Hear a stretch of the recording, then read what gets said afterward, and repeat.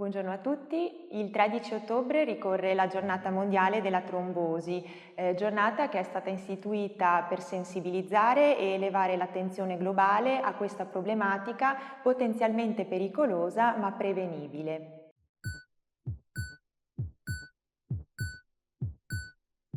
La trombosi è la condizione clinica caratterizzata dalla formazione di un coagulo di sangue, appunto un trombo, all'interno di un vaso sanguigno.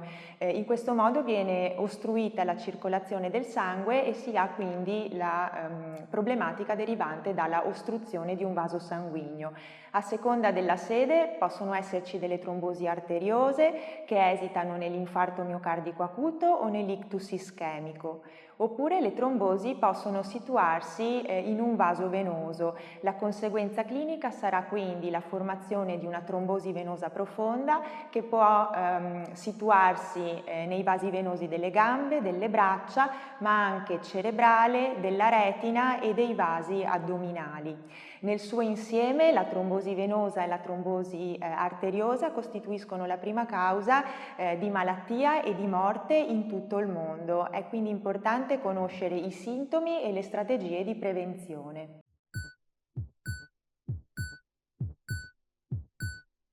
I sintomi di trombosi venosa profonda variano a seconda del vaso colpito. In particolare una persona con trombosi venosa profonda avrà edema, cioè una gamba gonfia o un braccio gonfio nella sede della trombosi.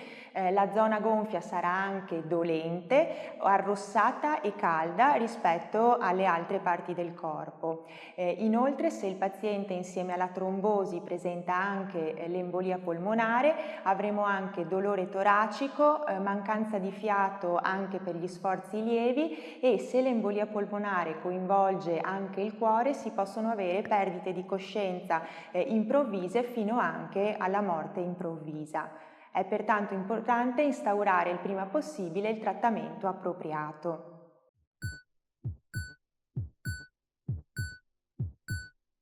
In caso di trombosi venosa profonda o embolia polmonare è necessario instaurare tempestivamente la terapia con anticoagulanti. I farmaci anticoagulanti più importanti sono l'eparina e gli anticoagulanti orali. Questi farmaci permettono di bloccare immediatamente i fattori della coagulazione e quindi il processo trombotico e fare in modo che la circolazione venga ripristinata il prima possibile. Un paziente con trombosi venosa profonda ed embolia polmonare dovrà fare almeno 3 o 6 mesi di trattamento anticoagulante, ma nei casi in cui le trombosi siano più gravi o recidivanti può essere necessario continuare la terapia per tutta la vita. Di trombosi e di molte altre malattie tratteremo durante la settimana della Clinica Medica Prima presso il chiostro Giustini Aneo, in particolare la giornata della trombosi sarà il 14 ottobre. Vi aspettiamo.